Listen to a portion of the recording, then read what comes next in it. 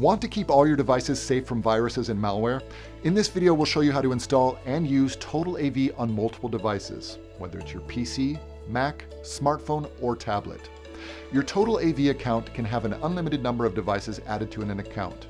So for one account, you can protect all your household personal devices, including for your partner, kids, grandparents, etc.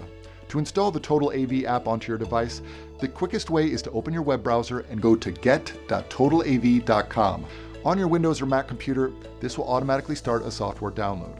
On an Apple iPhone or Android smartphone, this will open the relevant App Store listing to download the app. Once the software is installed, log into your account. Just by logging in, this automatically adds this device to your license count. From here, you can activate the services and features that you need, as and when you need them. We also offer the ability to share a license invitation with another email address. So if you want to invite a friend or a family member to join your account via email, use the license share feature and send an invitation link. It's that easy. Your devices and the devices of your loved one are now protected.